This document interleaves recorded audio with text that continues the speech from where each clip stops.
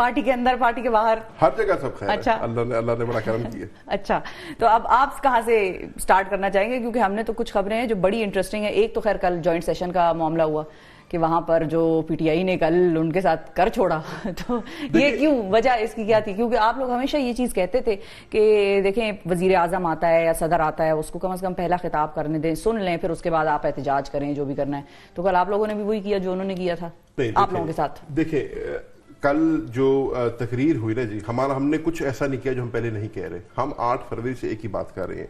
8 फरवरी से हम ये कह रहे हैं कि पाकिस्तान की आवाम ने एक आग का दरिया भूर करके पाकिस्तान तहरीक इंसाफ के उम्मीदवारों को वोट दिया।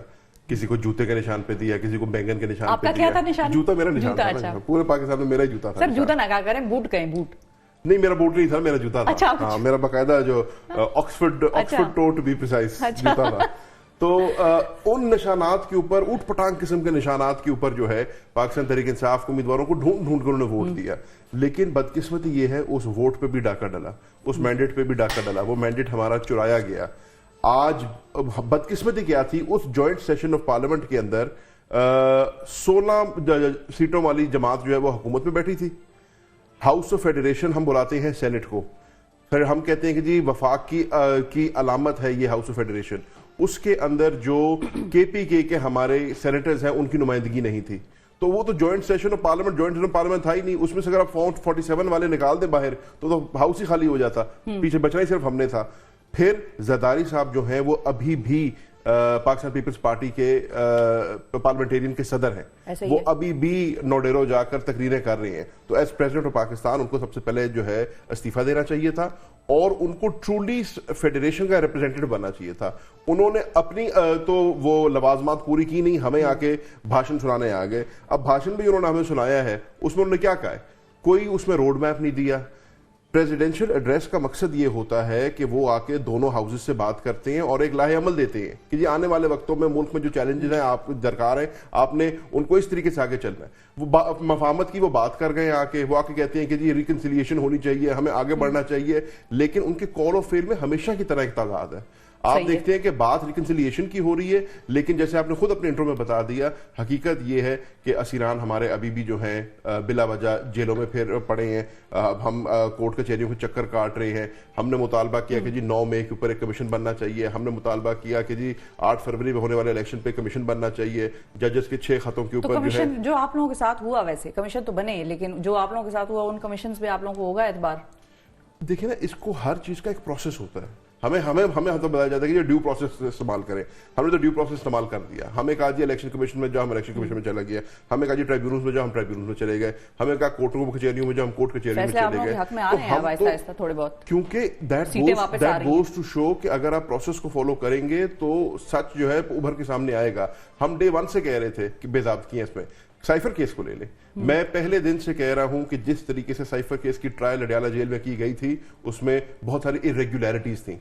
आज साइफर केस जब इस्लामाबाद हाईकोर्ट में चल रहा है, डीबी डिविजनल बेंच के सामने चल रहा है, चीफ जस्टिस के सामने चल रहा है, आप देख रहे हैं उसकी कलाई खुलती जा रही है। और इंशाअल्लाह अल्लाह ने चाहा इस हफ्ते के अंदर उसमें हमें फैसला भी मिलेगा और इमरान खान साहब के और शाहनवाज साहब के हक में मिलेगा। सही है। हम ड्यू प्रोसेस को फॉलो कर रहे हैं। हम कोई ऐसा काम नहीं कर रहे जो आइन और कानून से तजावुज करता है या आइन और कानून के बाहर करता है। जो हमने एहतजाज भी अपना किया है वो हमने within the confines of the constitution, within the confines of the law किया है। तो हम तो कुछ गलत नहीं कर रहे। अब हुकूमत पे ओनस होता है।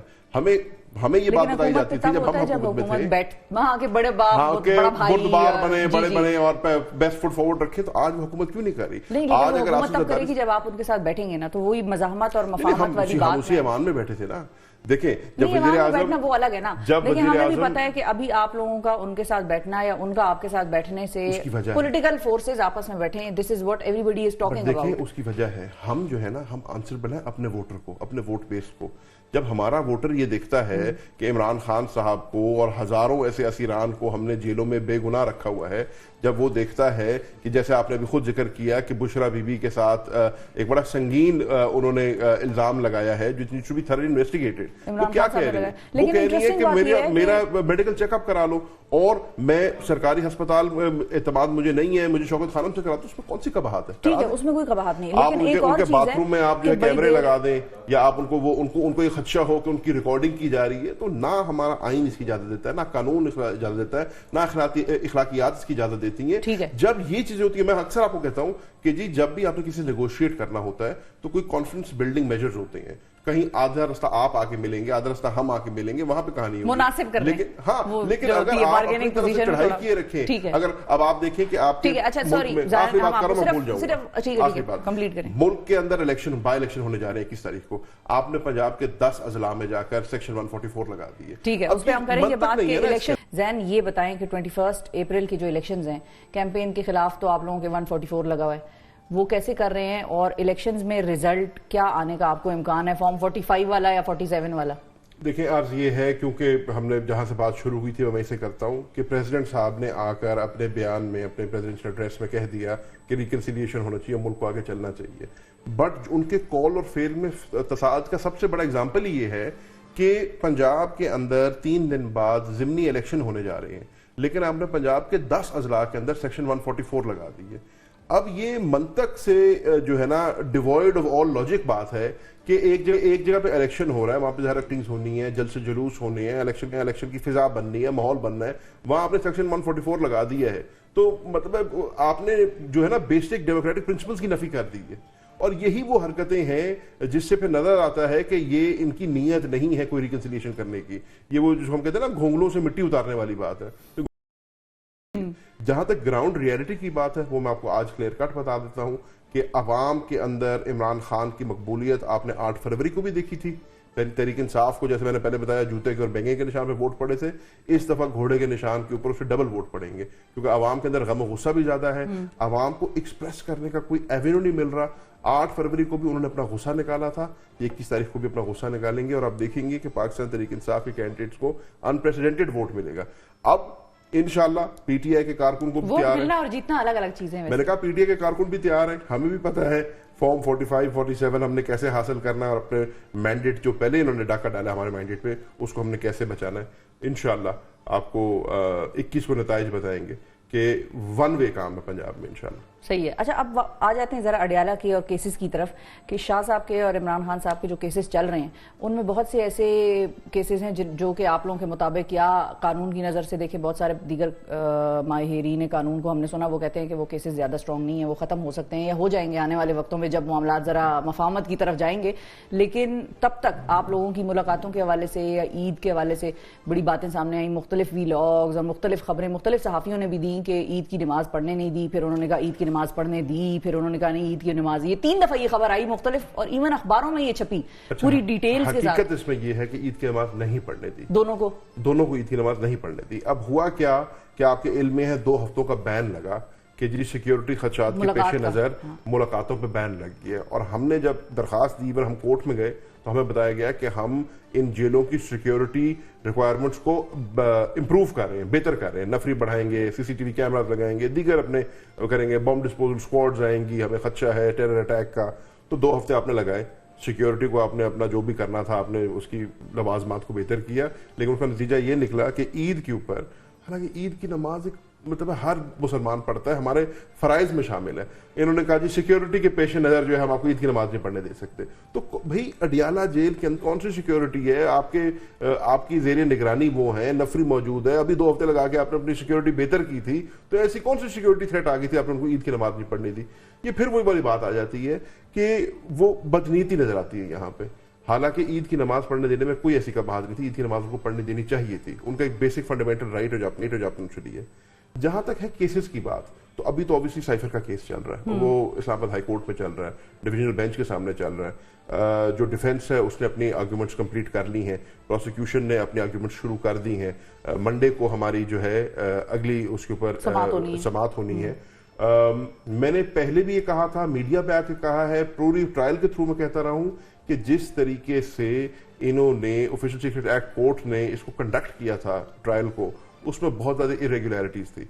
सबसे बड़ी इरेगुलरिटी ये थी कि जो 342 का बयान होता है वो शाह महमूद कुरैशी साहब का रिकॉर्ड ही नहीं हुआ। उसके अलावा उसके बावजूद उनको 10 साल की कैद सुना दी गई। फिर प्रोसीजरल इरेगुलरिटीज थी।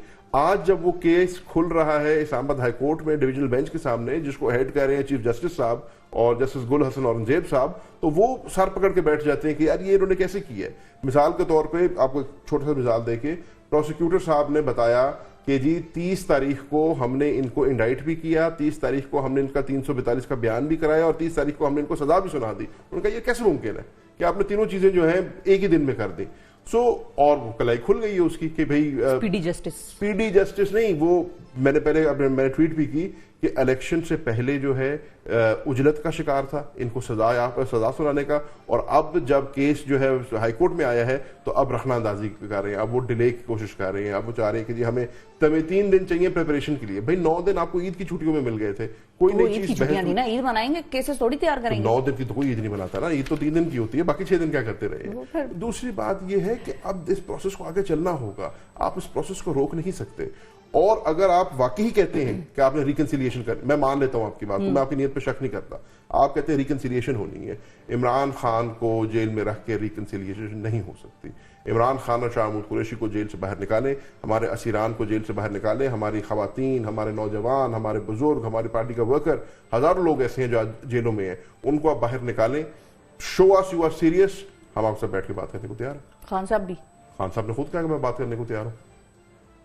खान साहब ने तो अब जेल से आपको स्टेटमेंट दे दी ना खान साहब ने कि मुझे तो कोई इतराज नहीं है। खान साहब ने तो बल्कि ये भी कह दिया, मतलब बैठेंगे, सवाल मेरा ये था कि बैठेंगे खुद खान साहब उनके साथ या शाह साहब बैठेंगे? खान साहब भी बैठ जाएंगे, शाह साहब भी बैठ जाएंगे, उसमें तो कोई कबाहत नहीं है। बट पहले हमारी जो रिक्वायरमेंट्स हैं, जो कि आपने हमारा मैंडेट चुराया हुआ है, आपने हमारे लोगों को जेलों में बंद किया हुआ है, आज 11 माह से ज्यादा हो गए हैं, 9 मई के चक्करों में हम लोग फर्क कोर्टों के चक्कर काट रहे हैं। जब तक आप इन चीजों का अजाला नहीं करेंगे, आप हमें नहीं दिखाएंगे आप सीरियस है, हम अपने वोटर को कैसे शक्ल दिखाएंगे, हम उसको कैसे क्या बताएंगे? हमारा वोटर हमारे डिमांड करता है कि यार हमने तो आपको निकल के वोट दिया था, उस मैंडेट के ऊपर डाका डला है, आप उसका दिफा करें। अच्छा, लेकिन वोटर सपोर्टर एक और सवाल भी पूछ रहे हैं, और ये मेरा फाइनल आपसे क्वेश्चन है कि बुशरा बीबी की तबीयत और सेहत के हवाले से बड़े अरसे से उनकी बहन आयशा वट्टू जो है वो ट्वीट्स कर रही हैं, और बड़े अरसे से वो पार्टी की लीडरशिप को, उमर अयूब साहब को, गौहर साहब को टैग भी कर रही हैं कि इस पे बात करें, इस पे बात करें। फिर उनकी जो मशाल यूसुफजई हैं, जो वो आ गई, उनकी जो स्पोक्स पर्सन है वो आ गई तर्जुमान, और एक तरफ वो तरदीद करती रही कि नहीं वो बिल्कुल ठीक ठाक हैं, दूसरी तरफ उन्होंने कहा कि नहीं उनकी तबीयत खराब है, बहन कहती रही खराब है, वो कहती रही ठीक है, और पार्टी जरा खामोश थी उस पर। मतलब वो काफी टाइम से वो लगी हुई थी कि उनकी तबीयत ठीक नहीं है, उनके साथ ठीक रवैया नहीं इख्तियार किया जा रहा बनीगाला में। आप लोगों की तरफ से कोई बोल नहीं रहा था उस पर, वजह नहीं? ऐसी कोई बात नहीं, हम सबने बात की है, हमने ट्वीट की है, मैं खुद उस पर ट्वीट करता रहा हूं। देखिए इसका हल बड़ा सिंपल है, वो क्या कहती हैं, हम क्या कहते हैं, सिंपल हल ये है कि बुशरा बीबी ने जो बात की है वो संगीन बात है, उसके ऊपर हुकूमत को कान धरने चाहिए। अगर वो कह रही है मेरी तबीयत ख़राब है, या अगर उनको खदशा है कि उनको उनके खाने में कुछ मिलाया गया है, उसका टेस्ट होना चाहिए। अब बुशरा बीबी कहती हैं कि मेरा भाई जाहिर सी बात है, आपने उनको जिन कंडीशन में रखा हुआ है, जो वो बातें कर रही हैं, वो कहती है मेरी आंखों में खुजली होती है, मेरे मैदे में मुझे लगता है कि मुझे मसला है और दीगर मसाइल हैं, टेस्ट कराएं। मुल्क में अस्पताल और लैब इसीलिए मौजूद है। वो कहती हैं कि मुझे अगर ट्रस्ट शौकत खानम के ऊपर, तो शौकत खानम भी पाकिस्तान का अस्पताल है, उनके टेस्ट होने चाहिए और ये चीज़ मंजर आम पे आनी चाहिए। उन्होंने एक बहुत ही सीरियस बात की है कि मुझे लगता है कि मेरे क्वार्टर्स के अंदर और मेरे बाथरूम के अंदर जो है अगर कैमरे नस्ब किए गए, ये बड़ी संगीन इल्ज़ाम है, इस चीज़ के ऊपर इन्वेस्टिगेशन होनी चाहिए। अगर वो नहीं किया तो आके बताएं आवाम को नहीं किया, और अगर किया तो उसकी सख्त अल्फाज में मजम्मत होनी चाहिए।